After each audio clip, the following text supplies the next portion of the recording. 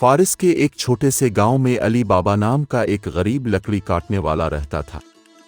وہ اپنی بیوی اور بچوں کے ساتھ ایک چھوٹے سے گھر میں رہتا تھا اور اس کی آمدنی کا واحد ذریعہ بازار میں لکڑی بیچنا تھا۔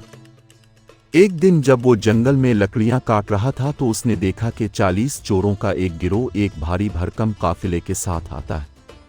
چور ایک بڑی چٹان کے سامنے رک گئے اور ان میں سے ایک اس کے سامنے کھڑا ہوا اور کہنے لگا، کھل جا سم سم۔ چٹان کھل گئی اور چور اپنے ساتھ چوری شدہ خزانے لے کر اندر داخل ہوئے۔ علی بابا متجسس ہوئے اور مزید تحقیق کرنے کا فیصلہ کیا۔ اگلے دن وہ موقع پر واپس آیا اور چٹان کو پایا۔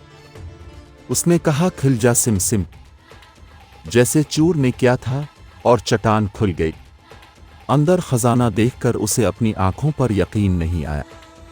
سونے کے سکوں، قیمتی زیورات اور دیگر قیمتی اشیاء کے ڈھیر تھے۔ علی بابا کو معلوم تھا کہ اس نے چوروں کے چھپنے کی جگہ پر ٹھوکر کھائی ہے۔ وہ تھوڑا سا سونا اور چند زیورات لے کر گھر واپس چلا گیا۔ اس کی بیوی گھر لے کر آنے والی دولت پر حیران رہ گئی اور علی بابا نے اسے ساری کہانی سنائی۔ انہوں نے راز کو اپنے درمیان رکھنے کا فیصلہ کیا اور علی بابا غار میں جا کر تھوڑا سا خزانہ لیتے رہے۔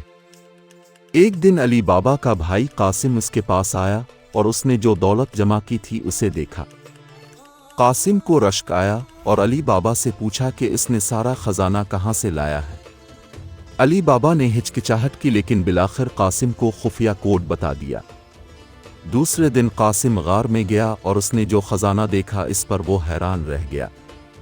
اس نے باہر نکلنے کا کوڈ بھول کر جتنا وہ لے جا سکتا تھا لے جانے کا فیصلہ کیا۔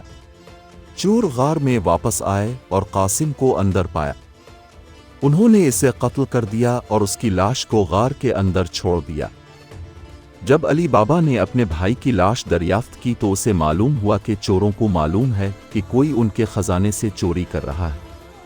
اسے اپنی اور اپنے خاندان کی جان کا خوف تھا۔ علی بابا مدد کے لیے اپنی نوکرانی مورگیانہ کی طرف متوجہ ہوا۔ مورگیانہ ایک چالاک لڑکی تھی۔